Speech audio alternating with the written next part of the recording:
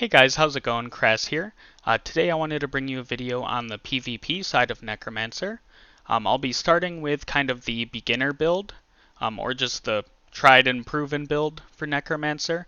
It's what most people use where it's a 0 DPS build, but I will get into some other options for those of you who are not a fan of that, or if you just want to try something new. And I do see a lot of you are still not subscribed, so if you have watched any of my previous videos, please hit that sub button. It'll help me out a lot. And getting right into it, kind of the basic build here that I use. Soulfire, I used to use Bone Spear, but with some recent legendary additions I have moved away from that back into Soulfire. And I'll get into more of an explanation on why. But I also use Wraith Form, Bone Armor, Bone Wall, and Bone Spikes. For our legendary modifiers, I'm using No Mouth Face. This affects your Bone Spikes to be 3 instacast lines. Exhuman's Backbone, this is for the Bone Pillar. Any of you who've played PvP, you've definitely seen Necromancers using this pillar. I'm sure it's everyone's favorite ability. And that's how you know it's a good one, because every time you see it, you hate it. I'm using Gravedirt's Weight. This is for the Bone Armor. There's not much else that affects our skills that we're currently using, so this is kind of just our best option, but the effect itself is quite powerful. I've just found it kind of hard to get the full party benefit generally. I'm using Proximal Fear. This is what lets your Wraith form fear when you use it. Anytime you touch an enemy, it fears them, and this does activate Ship of the Stoned Flesh, which is kind of the only way you have as a Necromancer to use that. And you'll see the Revenant Wind I'm using for the main hand. That's those 3 little blue orbs that come out. This is why I've switched away from Bone Spear, because I do find this effect very powerful, slowing movement speed of up to 3 enemies. And then since we don't get the poison effect from Blight Maw on Bone Spear anymore, I find Revenant Wind to just be all around more useful. And since we are using Soulfire, we can use Pyre's Allure, which is what lets your Bone Pillar, anyone standing in that field, does take damage over time as well, which is annoying, and annoying is good. If you do want to use this build, your set items truthfully do not matter. Your best option would be all the way up to like a 6-piece mount bank set, I would say, or a 4-piece mount banks with maybe a 2-piece of, say, Shell Boss or Grace, or some other set. Mainly just because as a free-to-play player and a 0 DPS build, most sets are focused on damage, so that doesn't really help you out much. But then the mount bank shield will improve your survivability quite a lot. And if you want to use a more damage-focused build, I'd say you're better off using Hideous Dawning for your bone spikes. For your shoulders, you do want to use Abnegation, because when you use Hideous Dawning, it does remove the CC effect of bone spikes, but then Abnegation will re-add the CC effect. And then for your skills, I'll go over a couple options. I have liked Bone Spirits the most, with a offhand change to Drifter's Fair. So if you're using a more DPS focused build like this with Necromancer, a lot of your abilities do damage over time, and that's where your set does matter a bit more, where you might want to use a 4-piece Grace with a 2-piece of anything else of your choice, maybe a Shell Boss or something, or just a full 6-piece Grace. And you'll see if you look at the damage, Bone Spikes, it goes from an 8,000 base damage for my character down to a 4,500 base and an 11k bleed. And the bleed does stack. So you can kind of one-shot someone in a way where if they jump on you, just pillar yourself, throw out both skulls, and then spam the bone spikes. And you can essentially one-tap someone, even as free-to-play with Necromancer.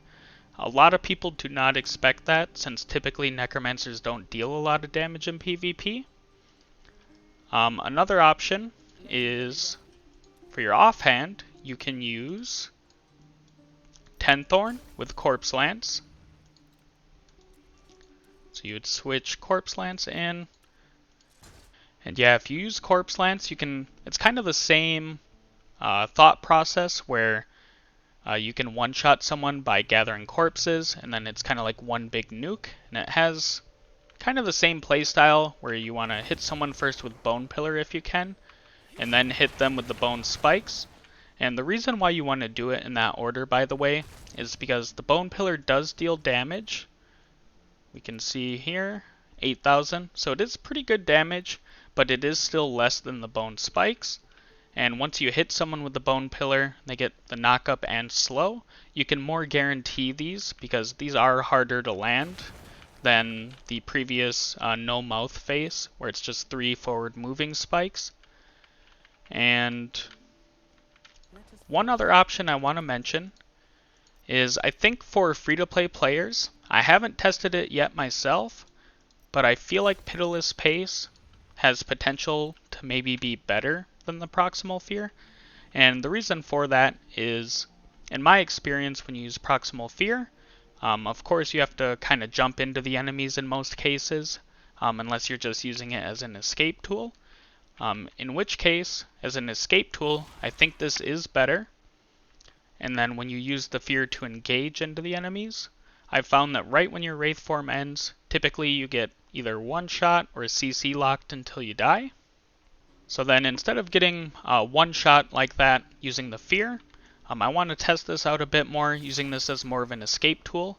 And you'll see that the Revenant Wind still activates, but it comes out from where your Wraith form ends rather than where you cast it with the Proximal Fear.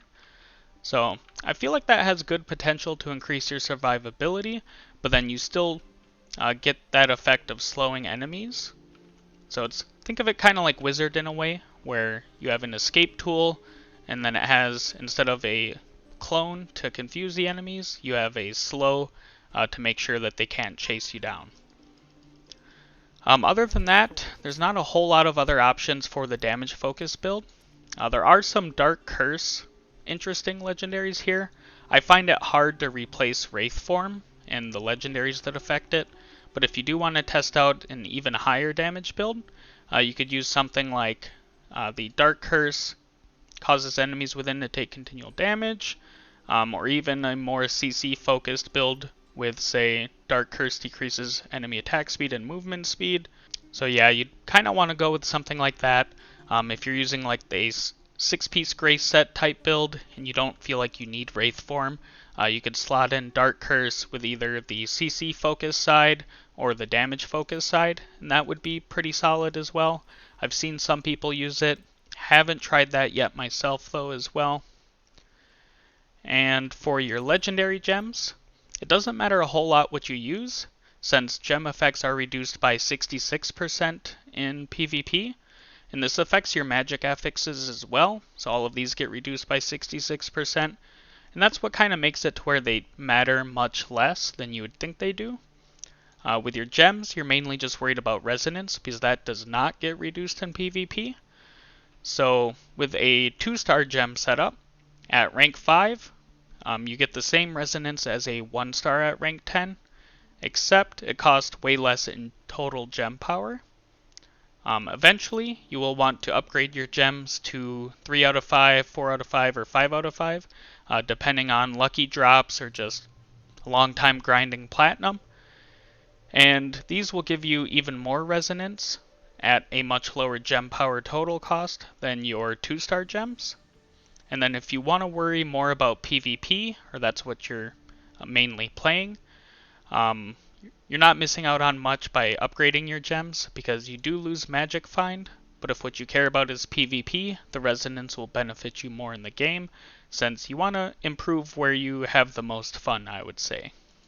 And that about covers it, guys. Thank you so much for watching, and like I mentioned at the start of the video, please subscribe to my channel, especially if you watched it all the way to the end. That really would help me out so much, guys. and I am planning on changing to either Wizard or Demon Hunter next. If you'd like to see builds on either of those, please let me know down below in the comments what you'd rather see. I do have most of the legendaries on both classes, so I don't have much time spent farming until I can get those builds out for you. And peace!